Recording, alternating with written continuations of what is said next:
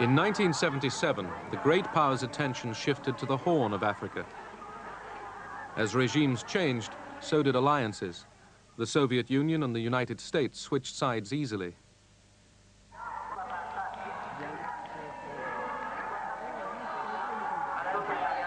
In Ethiopia, the emperor had been ousted and replaced by Marxists.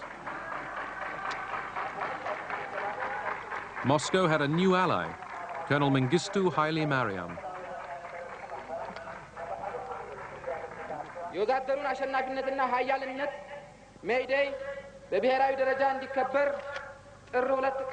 When the Soviets moved into Ethiopia to assist the communist dictator there, Haile Mariam Mengistu, I thought that this was a threat to the stability of Africa. The Soviets at that time were proclaiming over and over again that the scales of history were tipping in the favor of the Soviet Union.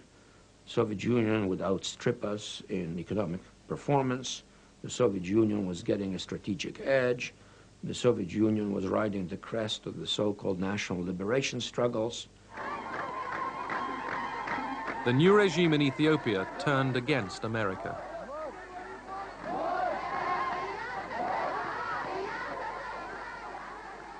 Mengistu expelled most of the Americans from Ethiopia in the following months, arrogantly terminated the American aid program.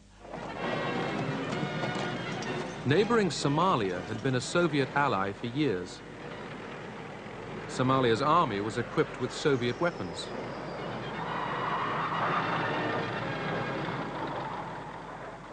But now that Moscow was also linked with Ethiopia, the Somalis considered turning to Washington.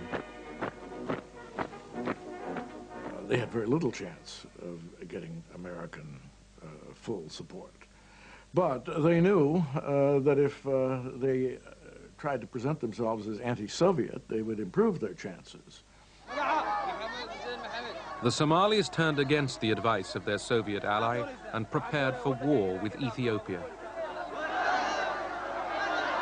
But President Carter turned down their appeal for American arms. I thought that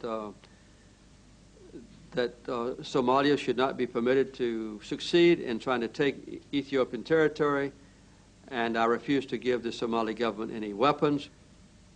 Nevertheless, in July 1977, the Somalis seized large tracts of the Ogaden Desert. The Soviets tried to stop the advance through diplomacy.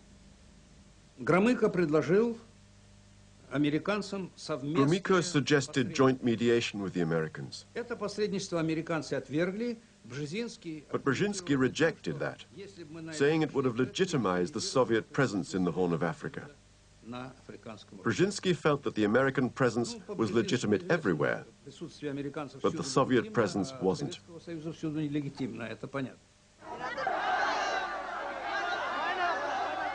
Anti-Soviet demonstrations in Somalia greeted the government's decision to send the Russian advisors and their families back to Moscow. All Soviet support was now switched to Ethiopia.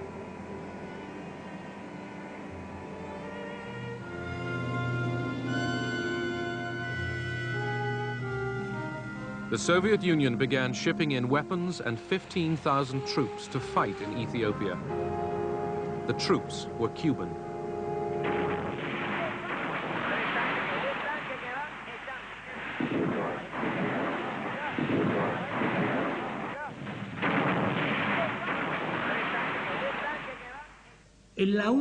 It was the only operation we conducted in full agreement with the Soviets. No such cooperation took place even in Latin America. Quite the opposite.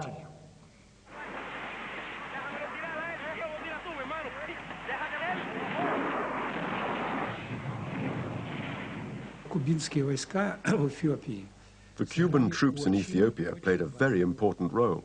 The Ethiopians couldn't have provided the military organization to destroy the Somali troops in such a short period of time, even with our help. и даже с нашей помощью не смогла бы. With Cuban troops and Soviet support, the Ethiopians drove the Somalis out of the Ogaden. But Moscow wouldn't let the troops advance into Somalia. Among the Soviet military, we thought about occupying Somalia. But the Soviet government was right not to allow this, because it would have made our relations with countries like the United States of America, Great Britain and others more difficult.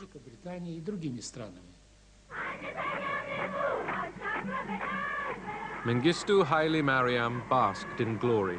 The Cubans and Soviets had saved his regime.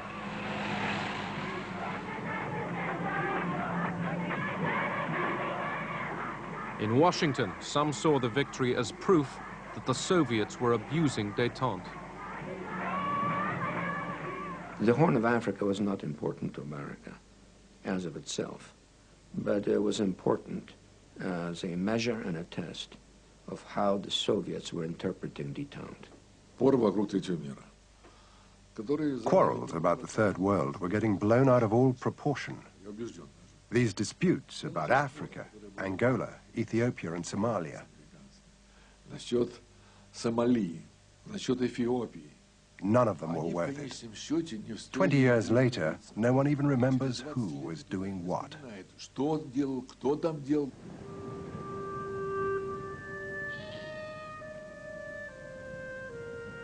In the hunt for Cold War gains, the superpowers spawned an arms race in the developing world.